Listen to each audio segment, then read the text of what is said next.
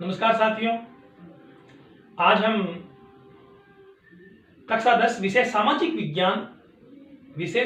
विज्ञान के अंतर्गत आपका जो पाठ 5 है लोकतंत्र से संबंधित अध्यापन करेंगे। आपके अभी सामाजिक विज्ञान बोर्ड जो परीक्षा कक्षा 10 में बाकी है एक विषय का, 2 विषयों में से, तो हम इससे संबंधित अध्यापन करेंगे बच्चों। आज तो हम बात करते हैं लोकतंत्र, जिसका अंग्रेजी वर्ड होता है डेमोक्रेसी। डेमोक्रेसी का क्या अर्थ है, लोकतंत्र का अर्थ क्या है। तो सबसे पहले इसका इतिहास जानते हैं कि किस प्रकार से डेमोक्रेसी लोकतंत्र जो शब्दावली परिचित हुई। तो सर्वप्रथम जो डेमोक्रेसी शब्द है उसका प्रयोग करने वाला एक यूनानी इतिहासकार था हेरोडोटस, जिसने सर्वप्रथम इस लोकतंत्र या डेमोक्रेसी शब्द का उपयोग किया। और उस समय यूनान में, आज के लगभग 2,500 से 3,000 साल पूर्व, यूनान के कुछ नगर राज्यों में, जैसे एथेंस एक प्रमुख नगर राज्य था और अन्य राज्य भी वहां थे, उनमें लोकतंत्र शासन प्रणाली विद्यमान थी। लेकिन वहां उस समय के जो प्रमुख पाश्चात्य राजनीतिक विचारक है, सुकरात है, प्लेटो है, अरस्तु है, इन लोगों ने जो लोकतंत्र शासन प्रणाली है उसको एक आलोचनात्मक दृष्टि से देखा है। उन्होंने उसकी प्रशंसा नहीं की है। क्यों नहीं की है? क्योंकि उस समय का जो एथेंस था, यूनान का एथेंस जो नगर राज्य था, उस नगर राज्य में शासन प्रणाली में भाग लेने वाले जो नागरिक थे, यहां में शब्द काम है नागरिक, उनकी संख्या मात्र 10 से 15% थी और बाकी जो जनसंख्या थी लगभग 80 से 85% जनसंख्या वो दास के रूप में, गुलाम के रूप में काम कर रही थी। अतः हम कह सकते हैं कि जो एथेंस का, यूनान का जो लोकतंत्र था वो मूल रूप में लुटेरों और गुलामी प्रथा का लोकतंत्र था। अतः वहां पे लोकतंत्र का जो वास्तविक स्वरूप है वो विद्यमान नहीं था। अब हम बात करते हैं लोकतंत्र का जो अर्थ है वो किस रूप में हमारे सामने है। तो लोकतंत्र या डेमोक्रेसी जो शब्द है, अंग्रेजी का डेमोक्रेसी शब्द है, वह यूनानी या ग्रीक भाषा के 2 शब्दों से मिलकर बना है। एक शब्द है डेमोस प्लस क्रेसी या क्रेटिया। यहां पर डेमोस का मतलब होता है जनसंख्या या भीड़, जनसाधारण या जनता। जनसंख्या सारी जो जनता है वो उसमें से ले सकते हैं। तो डेमोस का अर्थ होता है भीड़, जनसाधारण या जनता, और क्रेसी या क्रेटिया का अर्थ होता है शक्ति, शासन या सरकार। अतः डेमोक्रेसी या लोकतंत्र का अर्थ हुआ जनसाधारण या जनता की शक्ति या जनता का शासन या जनता की सरकार को ही लोकतंत्र कहा जाता है। अतः हम कह सकते हैं कि डेमोक्रेसी यूनानी भाषा के शब्दों डेमोस प्लस क्रेसी से बना है, जिसका अर्थ होता है जनसाधारण, डेमोस का मतलब, और क्रेसी का मतलब शक्ति, जनसाधारण की शक्ति या जनता का शासन। इसका क्रेसी का मतलब शक्ति, शासन, सरकार, कुछ भी लिया जा सकता है। अतः डेमोक्रेसी शब्द लोकतंत्र का अर्थ है जनता का शासन। आप देखेंगे सीडी बंस एक राजनीतिक विचारक है, उसने लोकतंत्र के अनेक अर्थ की बात की है कि लोकतंत्र का कोई एक अर्थ नहीं है, कई अर्थ में लोकतंत्र का उपयोग किया जा सकता है। इसमें उन्होंने कहा है कि लोकतंत्र को स्वशासन का दूसरा नाम माना जाता है। स्वशासन, डेमोक्रेसी ऐसा प्रणाली है जिसमें व्यक्ति स्वयं पर शासन करता है, उस पर कोई दूसरा व्यक्ति शासन नहीं करता, अर्थात स्वयं निर्णय लेता है, निर्णयों को लागू करता है और उन्हीं निर्णयों के द्वारा शासन व्यवस्था में वो वापस उनका विरोध भी कर सकता है। तो इस प्रकार से हम कह सकते हैं कि बंस ने क्या कहा, लोकतंत्र को स्वशासन का दूसरा नाम दिया जा सकता है। अब ये जो लोकतंत्र है इसको कई और नामों से भी जाना जाता है, जैसे लोकतंत्र है, जनतंत्र है, भीड़तंत्र है, प्रजातंत्र है, कई नामों से हम इसको जानते पहचानते हैं। और बच्चों हम बात करें भारत में भी, आपकी जो महाजनपद प्रणाली आप पढ़ रहे हो उन पाठों के अंदर आपने वैशाली एक नगर राज्य पढ़ा होगा, वैशाली जो महाजनपद है उसमें भी लोकतंत्र प्रणाली कई अलग अलग कालों में वहां पर विद्यमान रही है। अब हम बात करते हैं अब्राहम लिंकन, जो अमेरिका के पूर्व राष्ट्रपति थे। उन्होंने अमेरिका में जो दास प्रथा का अंत किया था, उन्होंने अमेरिका में 1863 में एक भाषण दिया था। उस भाषण में लोकतंत्र की जो परिभाषा है वो इस प्रकार से दी थी कि लोकतंत्र जनता का शासन है। शासन किसका है? जनता का शासन है, जनता के द्वारा और जनता के लिए शासन चलाया जाता है। क्या कहलाता है?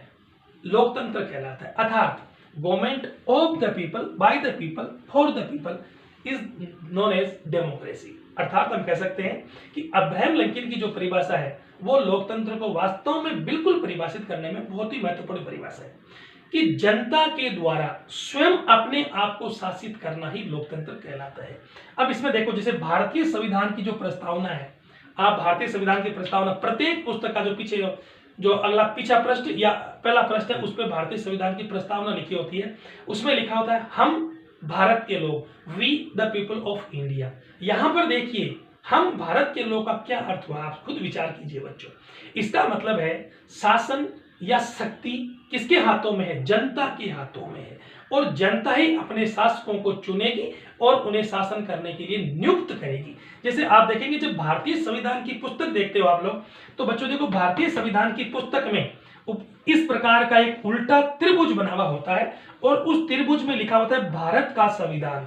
तो देखिए उल्टा त्रिभुज, ये जो बड़ा भाग है इसका, ये ऊपर की तरफ और ये छोटा भाग नीचे, इस प्रकार का त्रिभुज बना हुआ है। इसका मतलब क्या है? हम भारत के लोग, इसका मतलब शक्ति किसके पास है? जो शक्ति का स्रोत है भारत में, शासन की जो शक्ति है वो किसके पास है? जनता के हाथों में है। बहुसंख्यक क्या होगी? जनता होगी। और जिसे भी शासक नियुक्त किया जाएगा, यहां पर देखिए नीचे, जिसे भी शासक नियुक्त किया जाएगा वो हमारे अधीन रहते हुए काम करेगा।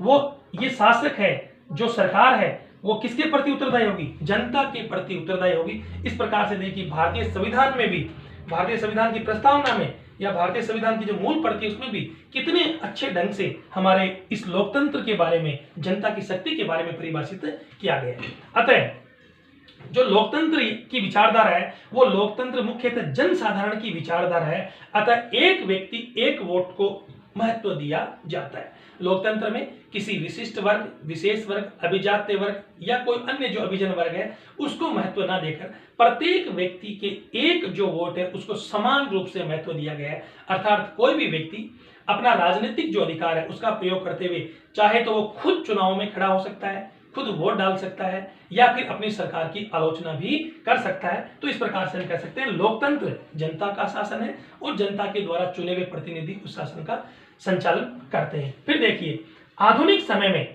आधुनिक युग में लोकतंत्र की जो मुख्य धारा है उसे हम उदार लोकतंत्र कहते हैं। आप बच्चों पढ़ेंगे जब पश्चिम में उदारवाद का विकास हुआ। उदारवाद का विकास का मतलब है, उदार से मतलब है व्यक्ति को महत्व देना, व्यक्तिवादी जो परंपरा है उसको महत्व देना, अर्थात व्यक्ति की स्वतंत्रता को महत्व देना, व्यक्ति को आर्थिक क्षेत्र में पूर्णतः खुलापन, व्यक्ति अपने आर्थिक क्रियाकलापों में पूरी तरह से स्वतंत्र है, उस पर राज्य का कोई नियंत्रण नहीं होना चाहिए। तो यहां पर उदारवाद पहले आया और इसमें लोकतंत्र, उदारवाद ने क्या किया? लोकतंत्र के जो सिद्धांत है, लोकतंत्र के जो मूल्य है उन सबको अपने में शामिल कर लिया। इसीलिए आधुनिक युग में जो लोकतंत्र की मुख्य धारा उसको हम क्या कहते हैं? उदार लोकतंत्र की धारा भी कहा जाता है। क्यों? क्योंकि इसके अंतर्गत व्यक्ति को महत्व दिया जाता है। और देखिए आधुनिक समय में लोकतंत्र शासन का एक स्वरूप है, शासन का एक रूप है, जिसके अंतर्गत हम दो प्रकार की शासन प्रणाली, प्रत्यक्ष लोकतंत्र और अप्रत्यक्ष लोकतंत्र की बात करते हैं। अर्थात प्रत्यक्ष लोकतंत्र को हम शुद्ध लोकतंत्र भी कहते हैं और अप्रत्यक्ष लोकतंत्र प्रतिनिधात्मक शासन प्रणाली भी माना जाता है। और प्रत्यक्ष लोकतंत्र दुनिया में वर्तमान में केवल अगर हम देखें तो स्विट्जरलैंड के कुछ प्रांतों में, कुछ कंटेनमेंट में ये दिखाई देता है, बाकी कहीं भी ये प्रत्यक्ष लोकतंत्र की संरचना हमें दिखाई नहीं देती है। तो अब हम बच्चों बात करें कि जो आज का जो वर्तमान का जो लोकतंत्र है वो अप्रत्यक्ष लोकतंत्र है। उसके अंतर्गत भी हम देखें तो दुनिया में दो प्रकार की मुख्य शासन प्रणाली विद्यमान है, एक तो संसदीय शासन प्रणाली, एक अध्यक्षात्मक शासन प्रणाली। तो संसदीय शासन प्रणाली का जो जनक है, जो घर है, वो ब्रिटेन को माना जाता है और अध्यक्षीय शासन प्रणाली को अमेरिका का घर माना जाता है। लेकिन स्विट्जरलैंड की जो सरकार है या स्विट्जरलैंड है देश है, वो अपने जहां पर अपने देश में शासन प्रणाली संसदीय और अध्यक्षीय दोनों शासन प्रणालियों को मिक्स रूप में वहां पर काम में लेता है। तो इस प्रकार से बच्चों हम बात करते हैं कि व्यापक अर्थ में लोकतंत्र में क्या चीजें निहित है, कि लोकतंत्र क्यों इस प्रकार से इतना महत्वपूर्ण माना जाता है। तो नंबर 1, लोकतंत्र निर्णय लेने की एक विधि है। तो निर्णय कौन लेगा? सामूहिक रूप से जनता निर्णय लेती है और उस जनता के द्वारा लिए गए निर्णयों को जनता के प्रतिनिधि क्या करते हैं? लागू करवाते हैं और जनता के प्रति वो उत्तरदायी रहते हैं। तो निर्णय लेने की विधि है लोकतंत्र। क्या है? निर्णय लेने की विधि है, अर्थात राज्य की नियामक सत्ता का प्रयोग किसी वर्ग विशेष द्वारा नहीं किया जाता, संपूर्ण समुदाय द्वारा किया जाता है और वह चुने हुए प्रतिनिधि क्या होते हैं? जनता के प्रति उत्तरदायी होते हैं। नंबर 2,